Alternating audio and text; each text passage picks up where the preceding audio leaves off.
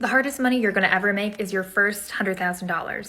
Also, I know that there's some influencers on this app who say that Fiverr is great, but honestly, I think Fiverr is a total dumpster fire. Like, I'll be honest, like, I've tried it. I think it's dumb. If you're a freelance writer, you're going to get a ton of more high-paying jobs on Upwork, like, automatically. Like, there's so many cool nonprofits and tech companies and other, like, enterprise clients that use Upwork. Whereas, like, Fiverr got started because it was just $5 jobs, and, like, the reputation stuck.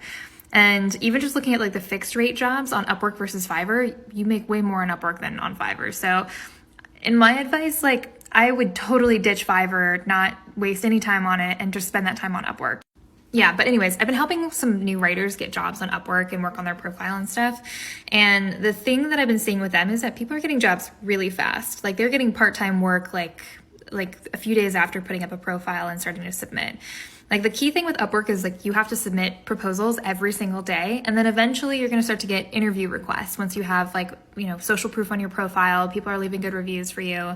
So it does take like that initial effort to get your profile going, but I've been seeing people like make money like immediately and being able to scale up to $2,000, $4,000 a month like pretty fast, depending if they were doing part-time or full-time, because as with anything, you get out of it what you put into it. When I went full-time freelance, I was full-time freelance immediately. I had enough work to be full-time freelance like from the jump.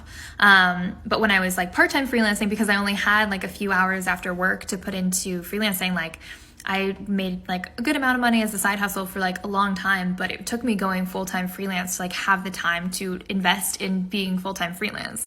So yeah, you could be full-time freelance tomorrow if you decided to go do it.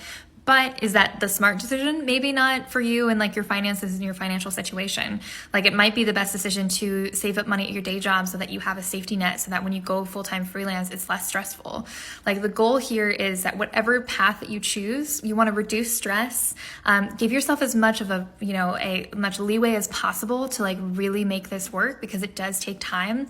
But also be really optimistic, because there's a lot of people who are able to just jump in and go. So it really also depends on like, where are your skills at? Like, what are you able to commit to? Like how much time can you spend per day learning? How much time can you spend per day like going after these jobs on these platforms? So a lot of factors kind of go into like, when are you going to be able to make your first $4,000 a month, $10,000 a month, your first $30,000 a month? Like, it really just kind of depends on where are you at, how hard are you working, how smart are you working, and what kind of clients are you going after?